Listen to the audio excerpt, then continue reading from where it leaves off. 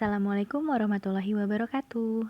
Hai, selamat siang semuanya, atau mungkin selamat pagi, selamat malam, dimanapun kalian berada. Miss ucapkan selamat datang di pembelajaran Bahasa Indonesia.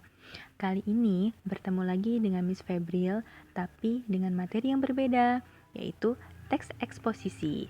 Kalau kemarin kita sudah mempelajari tentang slogan, kemudian berita, kali ini kita akan beralih pada materi yang ketiga. Nah, tanpa berlama-lama, langsung saja yuk kita saksikan. Coba, kalian bisa baca tidak yang ada di kotak berwarna biru? Ada esai, tajuk rencana, kemudian tanggapan kritis. Kalian pasti pernah kan membaca tulisan berikut? Nah, itu semua adalah jenis teks eksposisi. Sampai sini masih bingung? Pasti masih bingung. Jadi, apakah itu teks eksposisi? Teks eksposisi adalah teks yang mengemukakan sejumlah pendapat disertai fakta yang memuat dorongan, penilaian, atau ajakan-ajakan tertentu pada halayak. Teks eksposisi ini layaknya seperti teks berita, hanya saja isi yang terkandung di dalam teks eksposisi ini lebih kompleks atau lebih lengkap karena adanya dorongan, kemudian penilaian, dan ajakan-ajakan kepada pembacanya atau penyimaknya. Selanjutnya, unsur-unsur yang ada di dalam teks eksposisi. Ada dua unsur yang ada di dalamnya. Yang pertama yaitu gagasan, kemudian yang kedua fakta. Gagasan adalah ide atau pendapat. Isinya berupa pernyataan yang mungkin berupa komentar, penilaian, saran, dorongan, dan bujukan. Nih, contoh untuk gagasan sendiri, yang pertama, virus corona sangat membahayakan. Kemudian yang kedua, gugus tugas sudah bekerja dengan baik.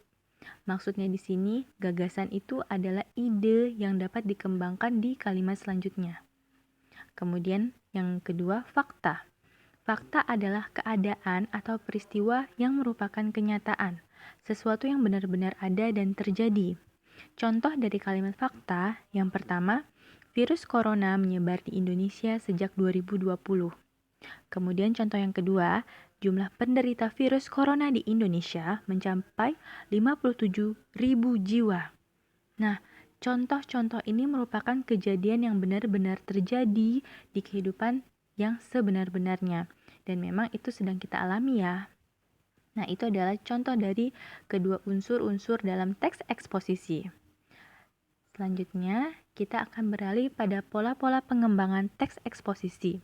Atau kalau kalian bingung nih dengan bahasanya, adalah cara kita mengembangkan atau menghadirkan teks eksposisi itu sendiri. Ada beberapa pola yang akan Miss jelaskan. Yang pertama, itu adalah pola umum khusus. Pada pola umum khusus, ide pokok bagian awal teksnya terletak di awal paragraf, yang kemudian diikuti dengan ide-ide penjelas. Pola ini dikenal dengan nama deduktif. Nah, contoh dari pola ini sebagai berikut. Narkoba membahayakan bangsa di masa depan. Efek kerusakannya tidak hanya membahayakan diri sendiri, tetapi juga orang di sekitarnya. Tidak hanya dalam skala kecil seperti keluarga, tetapi juga menghancurkan dalam skala besar, yaitu menghancurkan bangsa. Dari contoh berikut, kita dapat jelas menangkap bahwa poin utama atau ide pokoknya ada di bagian awal teks, yaitu pada kalimat narkoba membahayakan bangsa di masa depan. Kemudian pola selanjutnya yaitu pola khusus umum. Pada pola khusus umum, hal-hal yang sifatnya khusus ditulis dahulu, kemudian diikuti oleh uraian yang bersifat umum. Bagian terakhir berfungsi sebagai simpulan atau ringkasan. Pola ini dikenal dengan nama induktif. Contoh dari pola ini, kebakaran hutan masih terus terjadi, begitupun dengan penebangan liar semakin meningkat. Diperburuk dengan rencana pembukaan hutan lindung bagi pertambangan. Keadaan tersebut menambah suram nasib hutan kita. Nah, berbeda dengan pola yang tadi, yaitu pola deduktif, pada pola kali ini, pola induktif, itu bagian utamanya atau ide pokoknya ada di kalimat terakhir, yaitu pada kalimat keadaan tersebut menambah suram nasib hutan kita. Jadi, pada pola ini dijelaskan dulu nih bagian-bagiannya, baru pada ide pokoknya di kalimat terakhir. Selanjutnya adalah pola ilustrasi. Pada pola ilustrasi, gagasan-gagasan umum menggunakan ilustrasi atau contoh yang konkret atau nyata yang berfungsi untuk membuktikan suatu pendapat. Kita langsung ke contoh. Tidak semua bidang yang ada dapat dikuasai anak. Orang tua atau guru sebaiknya mengarahkan anak untuk menguasai bidang yang dia sukai. Misalnya, jika sang anak menyukai bidang menulis, maka arahkan anak agar ke bidang tersebut. Pola ilustrasi di sini adalah cara penulis itu menggambarkan isi dalam teks. Pada contoh, kita dapat menangkap bahwa penulis menginginkan pembaca itu untuk mengarahkan anak-anak agar tidak menguasai semua bidang, melainkan menguasai satu bidang yang mereka sukai, yang bisa diilustrasikan atau dicontohkan. Misalnya, jika anak menyukai bidang menulis, maka arahkan anak itu ke bidang yang dia sukai, tidak dipaksa ke bidang yang lain. Itu adalah contoh dari pola ilustrasi. Kemudian, pola perbandingan atau pola yang keempat. Pada pola perbandingan, dilakukan suatu perbandingan yang ditentukan oleh perbedaan atau kesamaan berdasarkan aspek tertentu. Kita masuk ke contoh. Perlu adanya kerjasama dari berbagai komponen agar pendidikan semakin baik. Seperti halnya bangunan yang akan berdiri kokoh jika semua komponen bersatu. Maka dari itu, pemerintah, guru, siswa, dan orang tua harus bahu-membahu. Di sini terdapat pola perbandingan antara bangunan dan pendidikan. Jika ingin pendidikan yang baik, maka dari semua aspek yaitu pemerintah, guru, siswa, dan orang tua harus bahu-membahu. Nah, ini adalah contoh dari pola perbandingan. Selanjutnya, kita akan membahas apa itu kalimat utama dan apa itu gagasan umum. Kalimat utama adalah kalimat yang mengandung gagasan pokok yang digunakan untuk membangun isi paragraf. Berdasarkan letaknya, kalimat utama ada 3, yaitu deduktif, induktif, dan campuran. Sekali lagi, Miss ulangi, deduktif, induktif, dan campuran. Kita masuk ke yang bagian pertama, yaitu paragraf deduktif. Paragraf yang kalimat utamanya terletak di awal paragraf. Ingat ya, kata kuncinya deduktif. Berarti kalau deduktif, D itu di awal ya. Contohnya nih, SMP Indonesia merupakan sekolah favorit. Banyak siswa berprestasi dari SMP tersebut. Lulusannya pun selalu diterima di sekolah unggulan. Nah, ini adalah paragraf deduktif atau paragraf yang kalimat utamanya di awal. Berarti sudah jelas kalimat utamanya ada pada kalimat SMP Indonesia merupakan sekolah favorit. Oke, mengerti sampai sini? Miss yakin pasti kalian mengerti. Kita lanjut ya. Yang kedua adalah paragraf induktif. Paragraf yang kalimat utamanya terletak di akhir paragraf atau pada penutup paragraf. Nah, kalau yang induktif ini, kalimat utamanya ada di akhir nih. Tadi kan udah dijelaskan ya. Nah, ini ada contohnya lagi nih. Banyak siswa berprestasi dari SMP Indonesia. Lulusannya pun selalu diterima di sekolah unggulan. Tidak heran, SMP Indonesia merupakan sekolah favorit. Nah, kalian bisa membedakan tidak kalimat yang ada di kalimat utama yang ada di awal dan kalimat utama yang ada di akhir? Pasti bisa kan ya? Caranya gampang kok, Kak. Kalau kalian membaca dan kalian paham maksud dari bacaannya, berarti kalian udah menemukan atau sudah menemukan kalimat utamanya. Nah, pada contoh kali ini, kita menemukan kalimat utamanya itu ketika kita membaca. Tidak heran SMP Indonesia merupakan sekolah favorit, karena ini adalah simpulan atau bagian klimaks setelah kita membaca kalimat sebelumnya. Kita lanjut ya, yaitu paragraf campuran. Paragraf yang kalimat utamanya terletak di awal dan di akhir paragraf. Kalimat terakhir merupakan penegasan dari kalimat yang ada di awal paragraf. Nah, langsung saja yuk kita masuk ke contohnya. SMP Indonesia merupakan sekolah favorit. Banyak siswa berprestasi dari SMP tersebut. Lulusannya pun selalu diterima di sekolah unggulan. SMP Indonesia selalu menjadi sekolah percontohan. Nah, di sini kita dapat melihat bahwa kalimat utamanya terletak di dua tempat, yaitu di awal dan di akhir. Kenapa dikatakan begitu? Lihat kalimat pertama. SMP Indonesia merupakan sekolah favorit. Ini merupakan kalimat utama karena sudah jelas.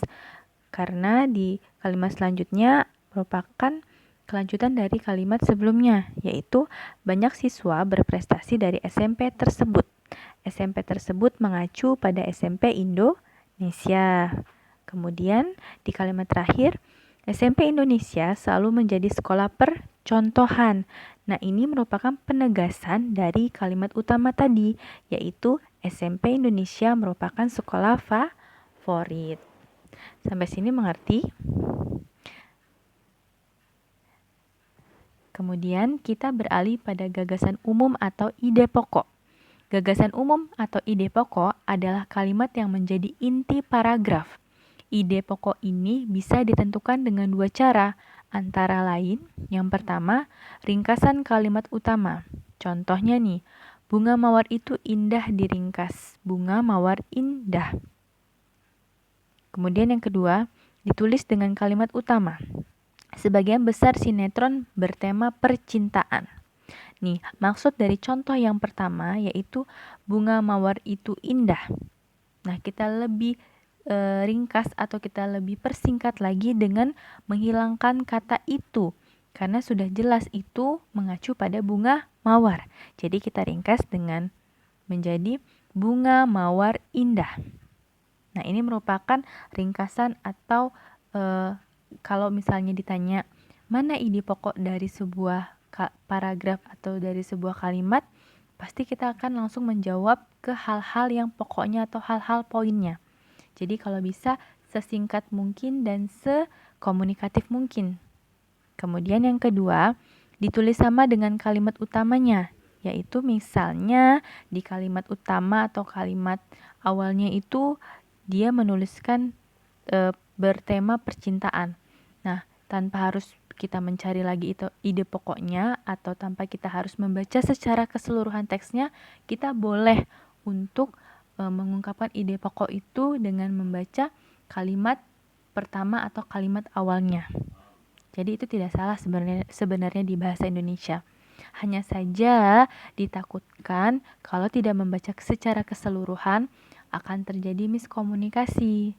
Nah, dengan membaca pun kita tidak menjadi atau kita tidak membuat hal menjadi sia-sia kan. Malah itu akan menambah daya ingat kita dan menambah daya literasi kita. Selanjutnya, kita akan membahas tentang struktur teks eksposisi. Atau sering Miss bilang ya, struktur itu adalah bagian-bagiannya. Bagian-bagian dari teks eksposisi, bagian pembentuknya. Yang pertama itu ada yang namanya tesis. Tesis adalah pengenalan isu, masalah, atau pandangan penulis secara umum tentang topik yang akan dibahas. Maksudnya di sini tesis ini adalah semacam paragraf utama atau kalimat utama dalam sebuah teks eksposisi. Jadi di dalam tesis ini penulis seakan-akan menggambarkan kepada pembaca kalau ini loh yang akan dibahas dalam teks eksposisinya. Nah, kurang lebih seperti itu.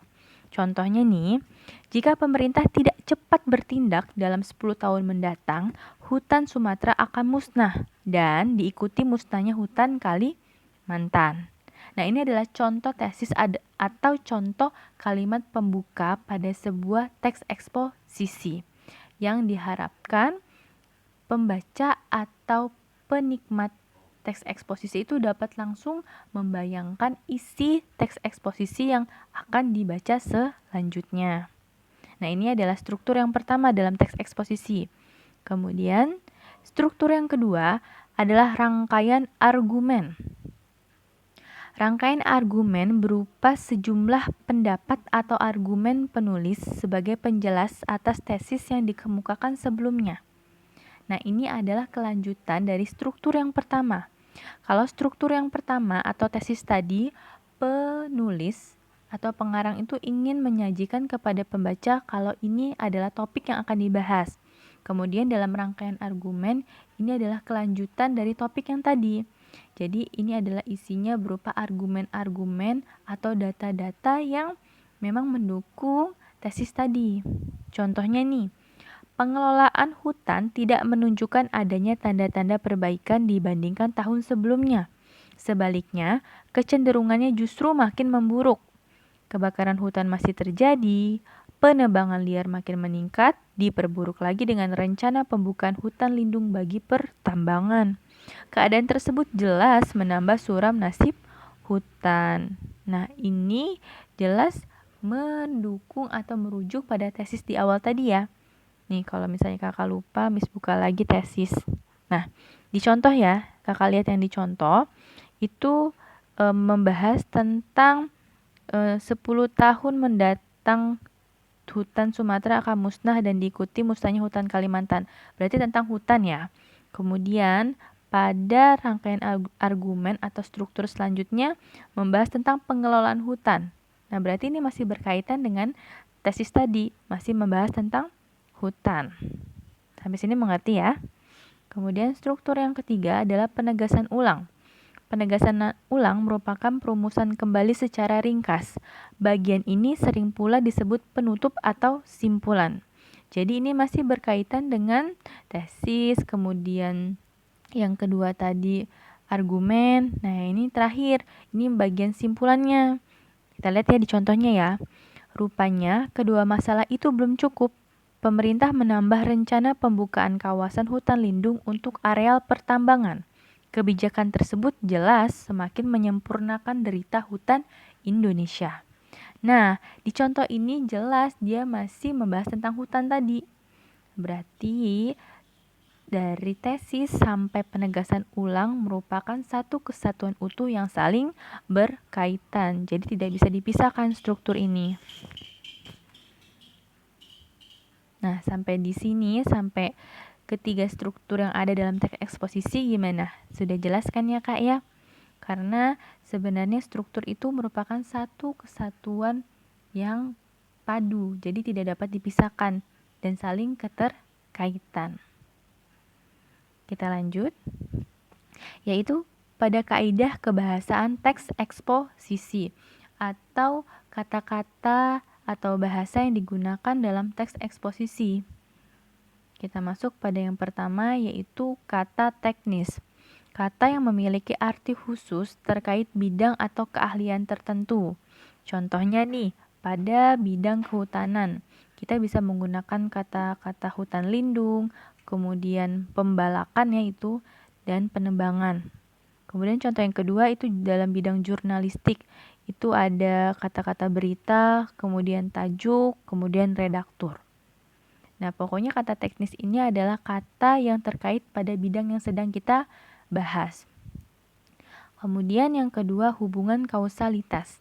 Kausalitas ini artinya sebab akibat. Nah, hubungan kausalitas itu berarti kata sambung sebagai sebab akibat. Misalnya, jika, sebab, karena, dengan demikian, akibatnya, sebabnya, oleh sebab itu, oleh karena itu. Hubungan kausalitas ini seperti kata hubung dan, dengan, setelah. Cuma kalau kausalitas ini harus ada sebab akibatnya. Contohnya nih, jika kawasan wisata sudah padat, perlu dicarikan solusi. Pada contoh ini, ada sebab akibatnya. Sebabnya yang mana? Sebabnya jika kawasan wisata sudah padat. Kemudian untuk akibatnya kita perlu carikan solusi. Kemudian yang ketiga adalah hubungan kronologis. Kata yang menyatukan perbandingan atau pertentangan kronologis. Misalnya, sebelum itu, kemudian, pada akhirnya, sebaliknya, berbeda halnya, namun. Nah, ini masih contoh dari kata-kata hubung. Hanya saja yang digunakan berkaitan dengan kronologi atau kronologis.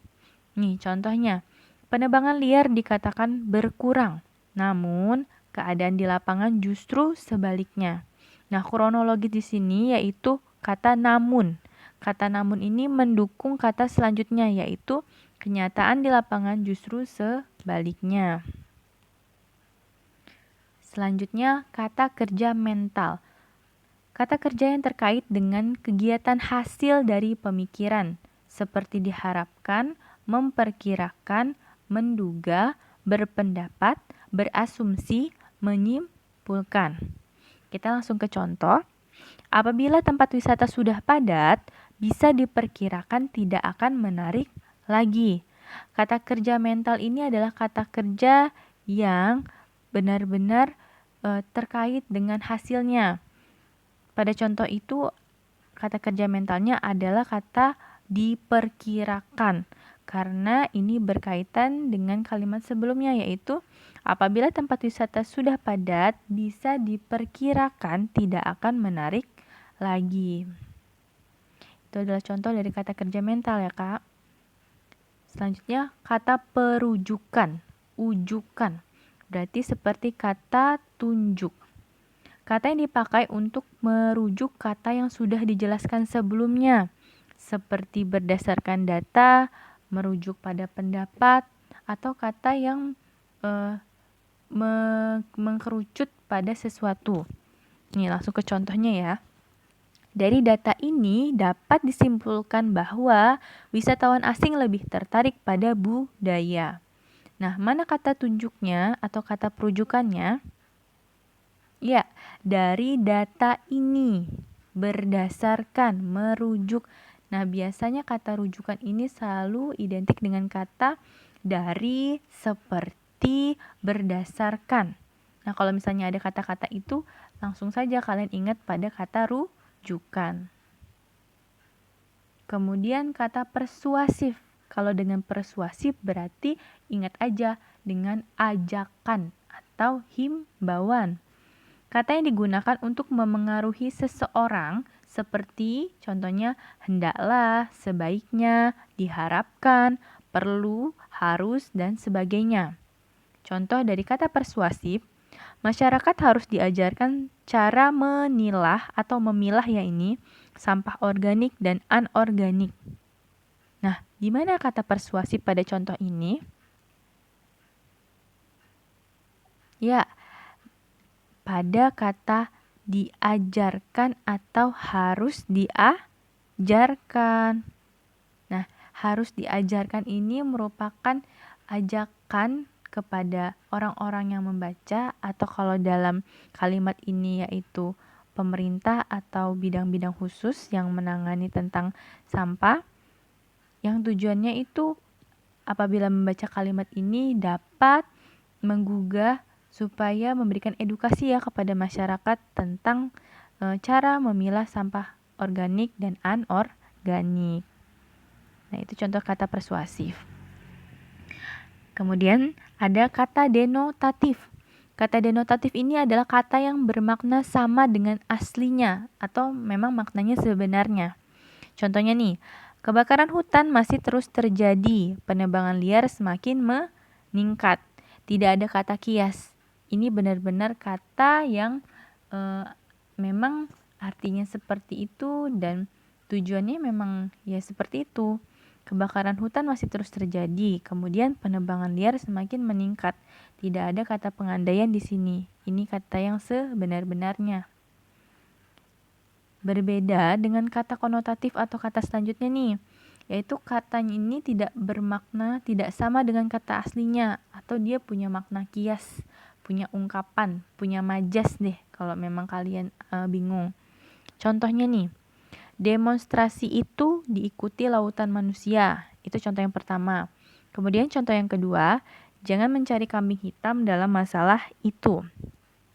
Pada contoh yang pertama, yaitu demonstrasi itu diikuti lautan manusia. Di sini kata konotatifnya yaitu lautan manusia.